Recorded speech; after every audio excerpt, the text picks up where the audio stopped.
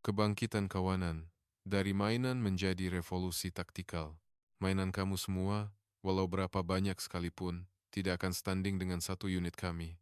Di sebuah persidangan ketenteraan antara bangsa di Washington, seorang kolonel tentara udara Amerika Syarikat AS telah mencemuh dan merendah-rendahkan drone tanpa pemandu bersaiz kecil dari Malaysia. Dewan persidangan menjadi sunyi sepi, dan proyek pembangunan bersama antara Malaysia dan AS yang menelan belanja besar telah dibatalkan secara unilateral. Teknologi Malaysia dilabel sebagai barang peninggalan zaman yang lapuk dan para penyelidiknya menjadi bahan ketawa dunia. Namun, mereka tidak berputus asa. Ini adalah kisah kebangkitan semula yang luar biasa selama 5 tahun, sebuah perjuangan yang didorong oleh satu keyakinan yang tidak pernah goyah, bangkit dari penghinaan yang paling mendalam. Dari sinilah bermulanya sebuah pertempuran yang tidak didendang, yang kemudiannya akan diiktiraf oleh dunia sebagai satu revolusi dalam taktik peperangan. Pada ketika itu, tiada siapa yang menyangka bahwa mainan kecil ini bakal membisukan angkatan tentara terkuat di dunia. Pada musim bunga tahun 2018, suasana di Washington DC tegang dan penuh dengan tenaga, selayaknya sebuah pusat politik dunia.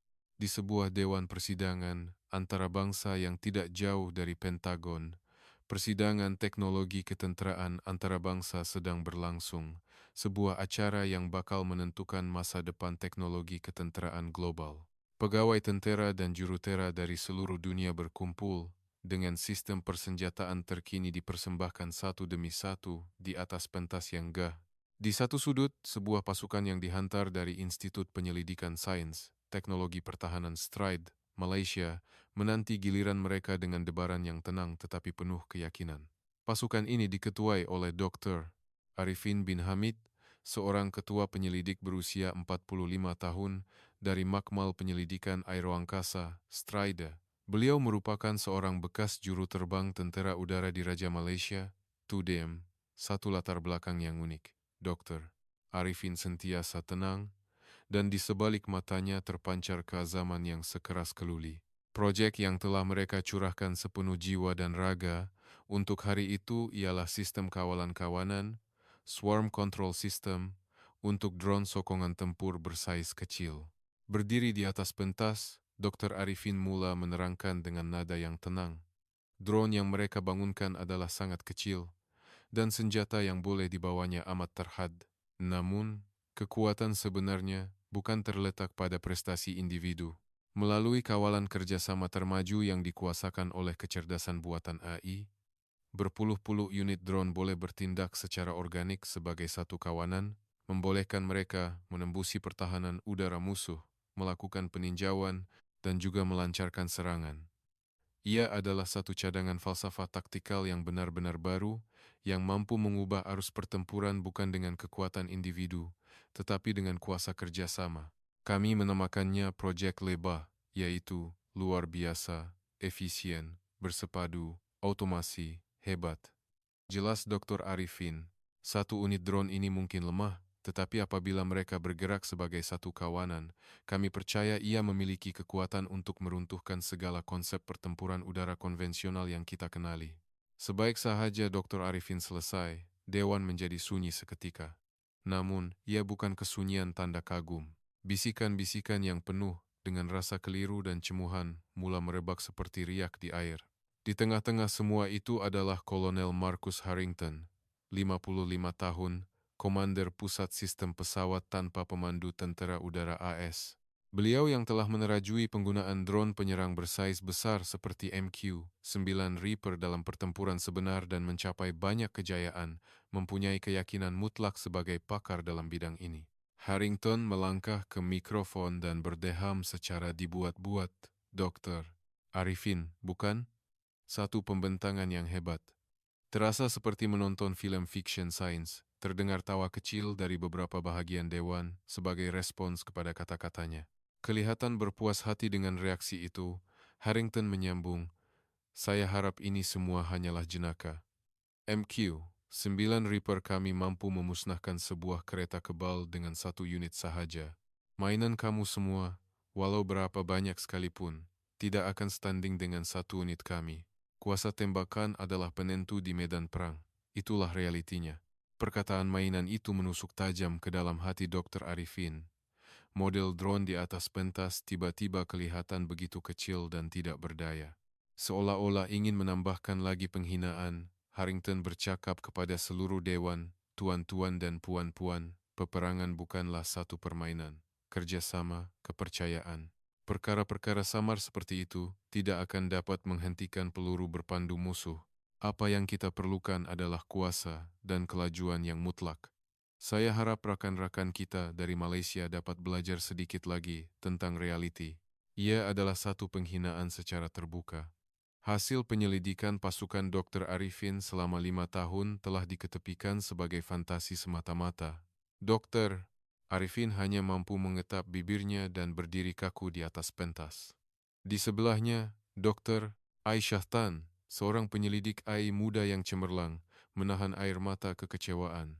Selepas persidangan itu, proyek pembangunan bersama antara AS dan Malaysia dibatalkan secara rasmi. Alasannya, teknologi yang dicadangkan oleh Malaysia kurang praktikal untuk medan perang modern. Kata-kata Harrington telah menjadi pandangan rasmi. Di dalam pesawat pulang ke tanah air, suasana di kalangan pasukan amat suram. Sambil memandang awan yang terbentang di luar tingkap, cemuhan Harrington dan tawa di dewan persidangan berulang kali bermain di pikiran Dr. Arifin. Adakah teknologi kita benar-benar hanya angan-angan? Tidak, mustahil. Dr. Arifin menggenggam penumbuknya dengan erat. Perjuangan ini belum berakhir. Inilah permulaan yang sebenar, bisiknya kepada diri sendiri. Beberapa minggu selepas penghinaan di Washington, sebuah makmal di Institut Penyelidikan Sains Teknologi Pertahanan, Stride, di Selangor diselubungi suasana yang berat. Dengan pembatalan proyek pembangunan bersama, budget proyek telah dipotong dengan mendadak, dan jumlah kaki tangan dikurangkan kepada kurang daripada separuh. Yang tinggal hanyalah beberapa orang penyelidik yang diketuai oleh Dr. Arifin dan berpuluh-puluh unit drone kecil yang telah dicemooh sebagai mainan. Apa yang akan kita lakukan sekarang, Doktor? Tanya Dr. Aisyah Tan dengan nada lemah. Dia baru saja meninggalkan pekerjaannya di sebuah syarikat AI terkemuka untuk menyertai proyek ini, mempertaruhkan masa depannya. Kilauan di matanya yang pernah bersinar kini telah pudar. Dr. Arifin berjalan ke papan putih tanpa berkata apa-apa dan menulis mulakan semula dengan huruf besar. Kita akan teruskan penyelidikan kita. Tidak, inilah perjuangan yang sebenar. Jika dunia tidak mengiktiraf teknologi kita, maka kita sendiri yang akan membuktikan nilainya dengan tangan kita. Kata-kata itu menyemarakan semula semangat anggota pasukan yang tinggal. Namun, jalan di hadapan mereka penuh dengan ranjau. Budget yang terhad, kekurangan kaki tangan, dan yang paling sukar, cabaran untuk mendapatkan semula kepercayaan yang telah hilang. Pembangunan menjadi sangat sukar. Pembangunan algoritma kawalan kawanan menghadapi halangan yang seolah-olah tidak dapat diatasi. Dalam simulasi, 30 unit drone menunjukkan kerjasama yang sempurna. Tetapi, apabila ujian penerbangan sebenar dijalankan, pelbagai masalah timbul. Drone berlanggar antara satu sama lain akibat tiupan angin kencang. Komunikasi terputus tanpa sebab yang diketahui. Drone hilang kawalan dan terhempas. Setiap kali kegagalan berlaku, rasa kecewa dan putus asa menyelubungi makmal. Kenapa? Secara teorinya ia sepatutnya sempurna. Data tidak menunjukkan sebarang kesilapan. Selepas kegagalan yang berterusan, Dr. Aisyah akhirnya rebah ke lantai makmal sambil menangis. Formula matematik indah yang diciptanya seolah-olah tidak berdaya apabila berhadapan dengan langit yang nyata. Dr. Arifin tidak dapat mencari kata-kata untuk menenangkannya dan hanya mampu duduk di sebelahnya dalam diam. Setelah beberapa bulan berada dalam keadaan buntu, suatu hari Dr. Arifin menjemput seorang lelaki tua ke institut. Namanya Encik Ismail bin Rahman, 78 tahun. Beliau adalah seorang mekanik legenda yang pernah berkhidmat selama 50 tahun di TUDM, menyelenggara pelbagai jenis jet pejuang dari F-4 Phantom hingga ke F-A-18D Hornet. Kini, beliau telah bersara dan kadangkala memberi bimbingan sebagai penasihat di Stride. Dr. Arifin membawa Encik Ismail ke hangar. Di sana, drone-drone kecil yang rosak dan pecah tersusun senyap. Enci Ismail memandang pemandangan itu tanpa berkata apa-apa, kemudian perlahan-lahan menyentuh sayap salah satu drone. Jari jemarinya yang kasar mengusap badan drone itu dengan lembut, seolah-olah membelai anaknya sendiri. Dokter Arifin, mesin ini bukan bergerak dengan arahan saja, ia bergerak dengan kepercayaan. Dokter Aisyah, yang mendengar perbualan itu, menunjukkan riak wajah keliru. Kepercayaan, bukankah itu emosi manusia? Encik Ismail menoleh ke arah Dokter Aisyah dan tersenyum lembut. Bukan begitu, Cik. Selama 50 tahun saya berkhidmat, jet-jet pejuang yang saya hantar ke udara. Mereka percaya pada juru terbang mereka. Dan para juru terbang juga percaya sepenuh hati pada jentera yang mereka terbangkan. Karena kepercayaan itulah mereka mampu terbang melepasi kelajuan bunyi dan bertarung nyawa di udara. Encik Ismail mengalihkan pandangannya kembali kepada drone itu. Mereka ini pun sama. Apa yang kamu semua coba cipta bukan sekadar sekumpulan mesin, kan? Setiap satu unit percaya pada rakannya, saling membantu. Bukankah itu kawanan yang kamu mau ciptakan? Bukan kuasa tembakan, gotong royong, kerjasama. Itulah kekuatan sebenar. Itulah yang Pak Cik percaya. Kata-kata itu menusuk ke dalam hati Dr. Arifin dan Dr. Aisyah seperti panahan petir. Apa yang mereka cari selama ini bukan sekadar algoritma yang efisien. Ia adalah bagaimana untuk membina satu hubungan kepercayaan di antara drone-drone itu, sesuatu yang tidak akan pernah dapat dicapai hanya dengan data dan formula matematik. Itulah teras sebenar proyek mereka. Sejak hari itu, arah pembangunan mereka berubah secara drastik. Dr. Aisyah merombak semula algoritma dari asas. Drone-drone itu kini bukan sekadar menerima data status rakan-rakannya, tetapi menggunakan data itu untuk memahami keadaan rakan-rakannya dan menentukan secara otonomi apa yang perlu dilakukan seterusnya. Jika satu unit dikesan oleh radar musuh, unit lain akan segera mengambil tindakan untuk mengalih perhatian. Jika satu unit rosak dan menjadi perlahan, seluruh kawanan akan mengurangkan kelajuan dan membentuk formasi untuk melindunginya. Gerakan mereka kini seumpama sepasukan juru terbang veteran yang mampu membaca niat masing-masing dan bekerja sama dengan sempurna tanpa perlu berkata apa-apa. Masa berlalu. 5 tahun telah berlalu sejak penghinaan pada tahun 2018. Dalam tempo itu, pasukan Dr. Arifin seolah-olah dilupakan oleh dunia, tetapi mereka terus bekerja dalam diam. Encik Ismail kadangkala melawat Makmal, membaiki drone yang rosak, dan memberi kata-kata semangat kepada jurutera muda. Jangan tergesa-gesa. Teknologi yang tulen ni macam buat budu atau tempoyak, perlukan masa untuk diperam. Apa yang kita buat ni bukan sekadar senjata. Ini hasil kerja tangan, jiwa dan maruah kita sebagai anak Malaysia. Dan pada musim bunga tahun 2023, usaha mereka akhirnya membuahkan hasil. 30 unit drone kecil itu bukan lagi sekadar sekumpulan mesin.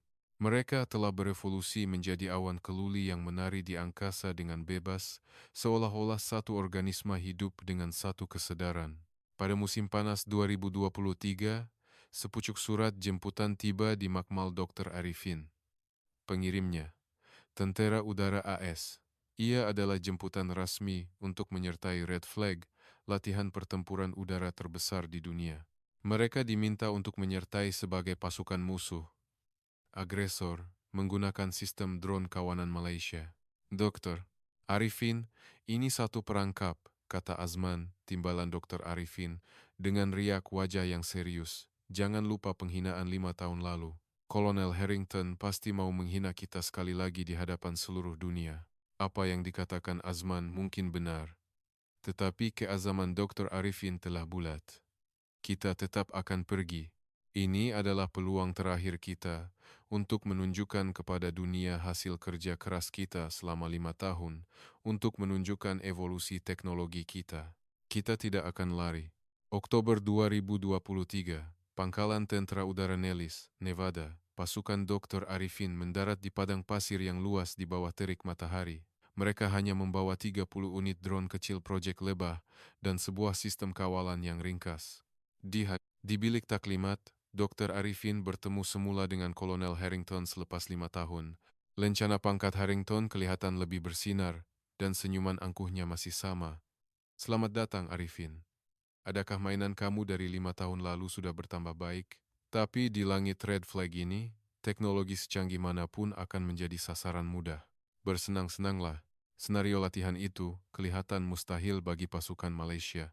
Sebagai pasukan merah, Red Force, 30 unit drone lebah perlu menembusi pertahanan udara pasukan biru, Blue Force, yang kebal dan memusnahkan sebuah markas kawalan maya yang terletak jauh di dalam padang pasir.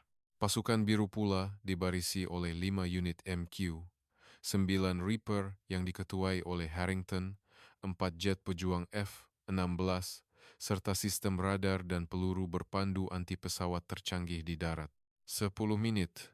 Dalam masa 10 menit, semua drone Malaysia itu akan menjadi debu, kata Harrington, dengan yakin kepada General James Coleman, pengarah latihan itu. Hari penentuan telah tiba.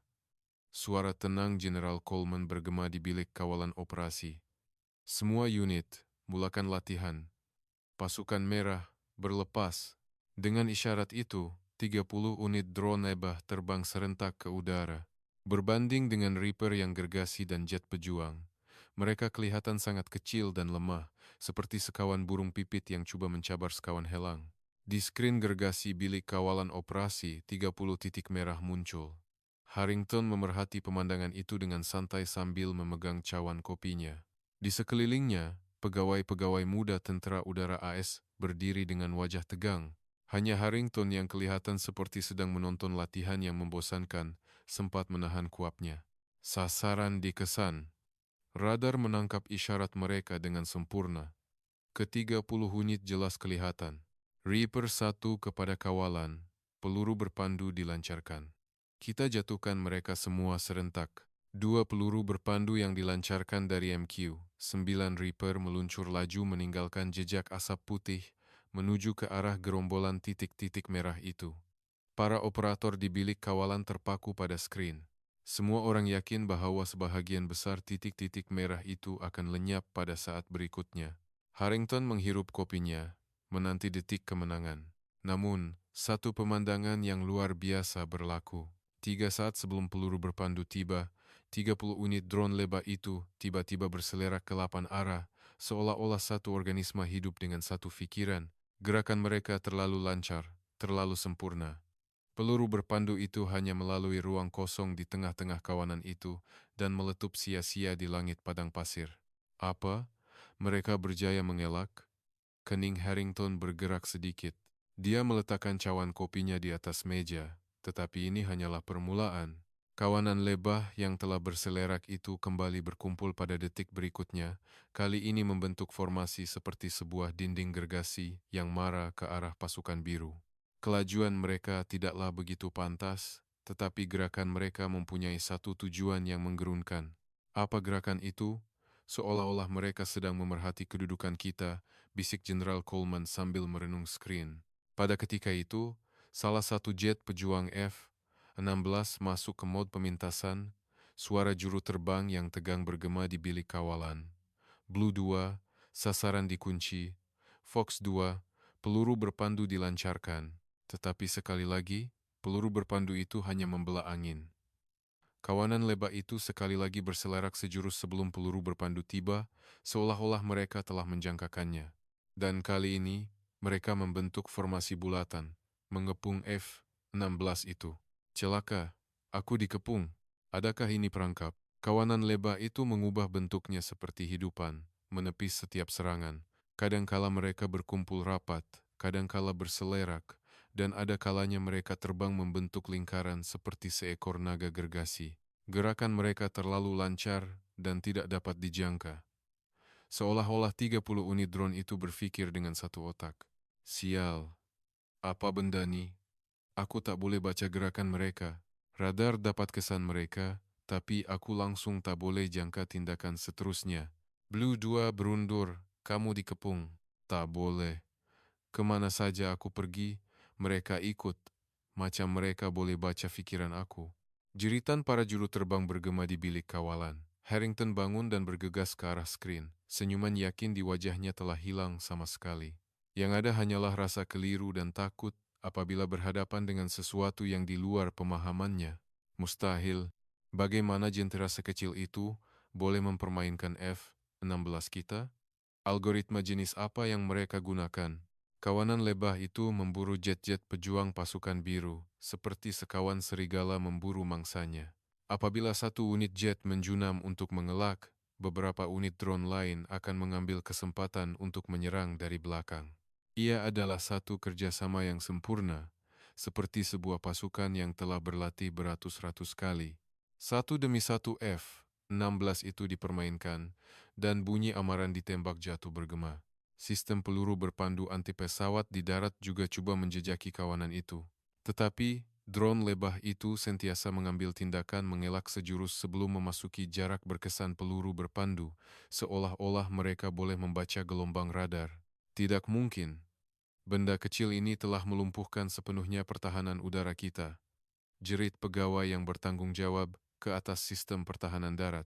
Suasana di bilik kawalan bukan lagi tegang, tetapi dikuasai oleh ketakutan. Dan hanya 8 menit selepas latihan bermula, apabila unit MQ-9 Reaper yang terakhir menerima isyarat ditembak jatuh, bilik kawalan operasi diselubungi kesunyian yang mencekam. Di skrin gergasi, semua ikon biru yang mewakili pasukan biru berkelip merah, dan 30 titik merah itu, tanpa kurang satu pun, tiba di sasaran mereka dengan tenang. Harrington berdiri kaku dengan muka yang pucat lesi. Mulutnya ternganga, dan dia berkelip beberapa kali seolah-olah tidak percaya. Mustahil. Apa semua nih? Suaranya yang bergetar bergema hampa di dalam bilik yang sunyi itu. Latihan tamat. Pasukan merah, kemenangan mutlak. Suara tenang Jenderal Coleman memecah kesunyian di bilik kawalan operasi. Kata-kata itu adalah pengistiharan muktamad bahwa keyakinan mutlak tentara udara AS telah dihancurkan berkecai oleh mainan dari Malaysia. Semua orang terdiam, hanya mampu merenung keputusan luar biasa di skrin dengan rasa tidak percaya. Jenderal Coleman bercakap kepada Dr. Arifin melalui mikrofon dengan tenang. Dr. Arifin, itu tadi sangat mengagumkan. Boleh beritahu kami, sihir jenis apa yang telah kamu gunakan? Semua mata di bilik kawalan tertumpu pada Dr. Arifin dan pasukan Malaysia yang berdiri di belakang. Dr. Arifin menunduk hormat dan mula bercakap dengan suara yang tenang. General, ini bukan sihir. Setiap unit lebah kami sangat lemah jika bersendirian. Tetapi apa yang kami sasarkan bukanlah prestasi individu. Ia adalah kecerdasan sebagai satu kolektif, sebagai satu kawanan. Dr. Arifin mengendalikan monitor sistem kawalannya dan memaparkan rakaman ulang tayang latihan itu di skrin gergasi. Lihatlah, kawanan kami sentiasa berkongsi maklumat, menjangka, dan saling membantu. Jika satu unit diserang, unit lain akan segera melindunginya. Walaupun komunikasi diganggu, mereka akan menentukan peranan masing-masing secara otonomi berdasarkan corak tindakan yang telah dikongsi terlebih dahulu dan pergerakan rakan-rakan mereka. Ia berdasarkan satu hubungan kepercayaan, di mana mereka memahami satu sama lain tanpa perlu berkomunikasi, sama seperti semangat yang telah lama sebati dalam masyarakat kami, semangat yang kami panggil gotong royong. Mendengar kata-kata itu, Harrington membantah dengan suara bergetar, kepercayaan, jangan mengarut. Mana mungkin mesin mempunyai emosi seperti kepercayaan? Dr. Arifin memandang tepat ke arah Harrington. Kolonel, Anda pernah berkata bahwa kuasa tembakan adalah penentu di medan perang. Tetapi itu adalah pemikiran yang sudah lapuk. Medan perang masa depan tidak akan dikuasai oleh kuasa tembakan yang besar, tetapi oleh kerjasama terperinci yang mampu mengatasinya. Dan asas kepada kerjasama itu adalah apa yang kami panggil sebagai algoritma kepercayaan. Kata-kata Dr. Arifin diucapkan dengan tenang, tetapi ia memberi kesan yang mendalam kepada semua yang berada di situ. Apa yang mereka cipta selama 5 tahun itu bukan sekadar senjata.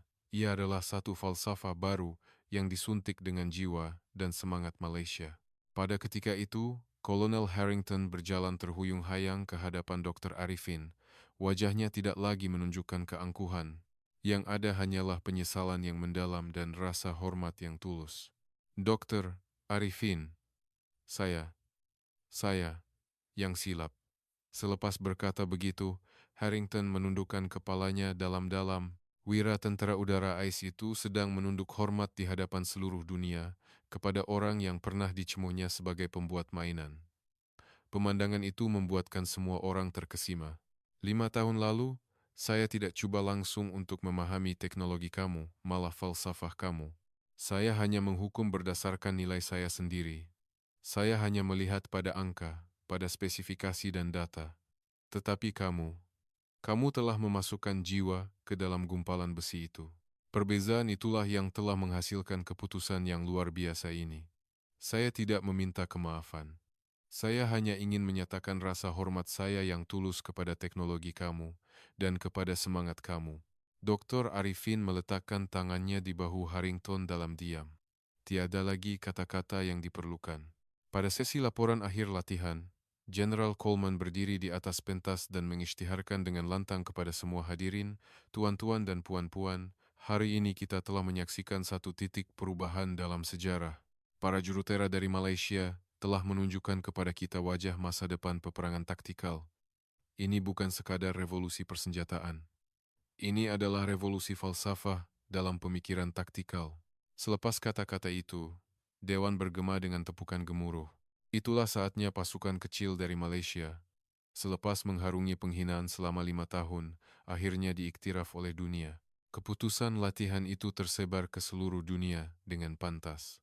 Tawaran untuk pembangunan bersama datang mencurah-curah dari Australia, Korea Selatan, dan pelbagai negara lain. Namun Dr. Arifin menolak semuanya dengan sopan. Terima kasih. Tetapi lebah kami hanyalah anak-anak ayam yang baru menetas. Izinkan kami membesarkannya dengan tangan kami sendiri, sehinggalah ia cukup matang untuk menyumbang kepada dunia. Kata-kata itu dipenuhi dengan keyakinan terhadap teknologi baru mereka dan rasa tanggung jawab yang kuat untuk membimbingnya ke jalan yang benar. Kisah ini mengajar kita tentang erti kekuatan sejati. Ketika dunia sedang mengejar kuasa yang mutlak, Malaysia memilih jalan yang berbeza, jalan kerjasama dan kepercayaan. Satu kekuatan yang tidak dapat dilihat dengan mata kasar. Mungkin itulah intipati kekuatan sejagat yang tidak akan lapuk di telan zaman.